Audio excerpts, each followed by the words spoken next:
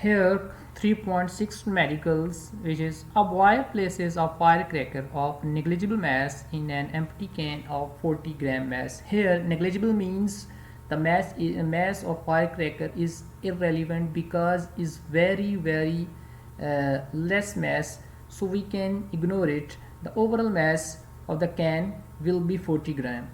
He plugs the ends with a wooden block of mass 200 gram.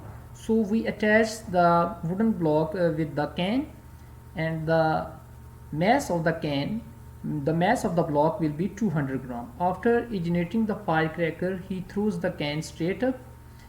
It explodes at the top of its path. If the block shoots out with a speed of 3 meters per second, how fast will the can be going?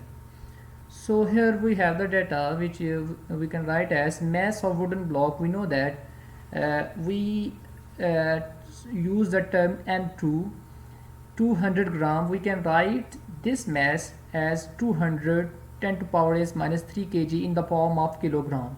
Final velocity of block v2 prime, which is 3 meter per second. Final speed of can, we want to find it.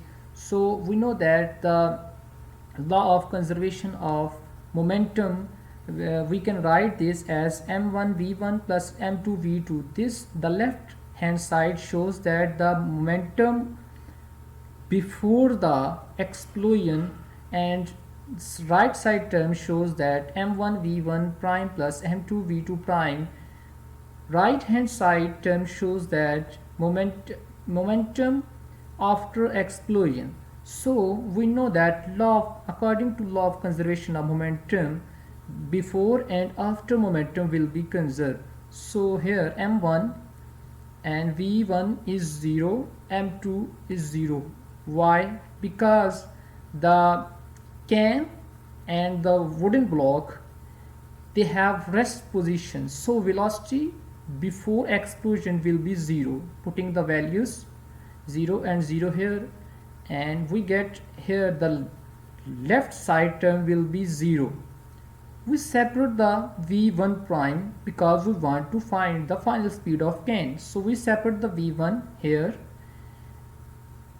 We put all the values here, 200 10 to power is minus 3 multiplied by 3, and overall we calculating which is the final velocity of block after explosion will be minus 15 meter per second.